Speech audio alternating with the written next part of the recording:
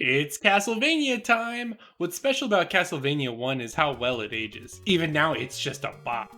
The complaints are few and far between, and every part of the game is really just amazing. You could dissect it and you can see it's so rewarding. Controls are consistent, satisfying, but also slow and punishing.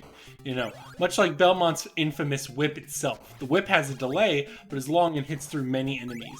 The jump is consistent, it works. The sub-weapons offer a unique opportunity of attack or defense beyond what the whip provides, and the sub-weapons are built for specific encounters, like almost, mini puzzles to solve. Easy example would be if there's a platform above you or below you and you have stairs. An axe has an upwards arc that can hit plenty of things above you, but the holy water goes down and stuns anything it touches as it kills it. The boomerang packs a punch and can hit multiple times, and the knife is fast and goes through the whole screen.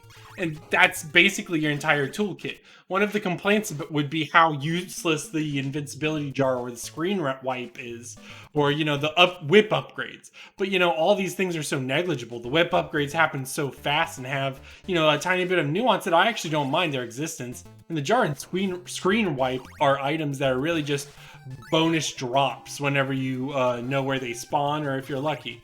None of that impacts the real game design, the meat and potatoes of it. And that's where the game really shines. Even now you can study every encounter and see how each enemy and screen really has a tailored challenge that you can consistently overcome with multiple answers. The action is rewarding and simple. You go from left to right. The aesthetic is also really strongly themed for an NES game. Great graphics for their time and a really good use of color.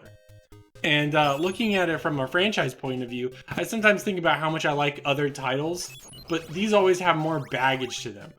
Even some of my more beloved Castlevania titles have a few glaring issues compared to this Castlevania 1 package. It's not even just essential because it's simple. It's essential because there's no design fuck-ups. It's more than playable now. It's better than that. It's excellent. It should be a lesson for all 2D action game designers as to how to build satisfying level encounters in combat. The other games blend in alternative aspects, and I'm not even talking about the Metroidvanias. 3 offers alternative pathways and different characters, similar thing with Rondo of Blood or Castlevania Bloodlines.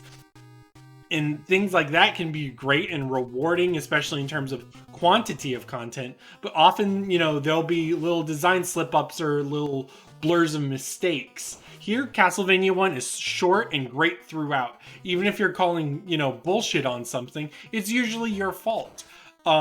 In my opinion, the Grim Reaper is probably the most bullshit, but even then it's also put into perspective because the easiest way to cheese that boss is with a weapon at the start of the level. Meaning you have to play that entire level with holy water, then you're rewarded for that with an easier Grim Reaper. Even then, there's nothing dissatisfying about the content. It's telling how many times Castlevania 1 is remade or reworked. A good example would be the X6800 remake or X68000 remake that is great on its own.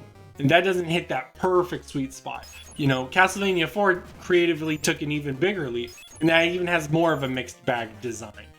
It's comforting to know that something this old can still be very viable to this day. Like when an old movie is restored and it's a banger, it remains a banger. But sometimes that's not the case for a video game. Sometimes a video game is limited by those technical limitations of its time. It limits its design. Here you can play this game, and I'm sure you could play it 50 years from now, and it's still going to be really fun. That's what matters here, in my opinion. This is a playable classic that can handle modern expectations and tastes, and that's really awesome. This video was made just as a short little blurb in anticipation for a Daydreamcast episode regarding 1986 games. Thank you so much for listening, and I hope you visit the links below and check out more great content. Thank you so much, and have a great day.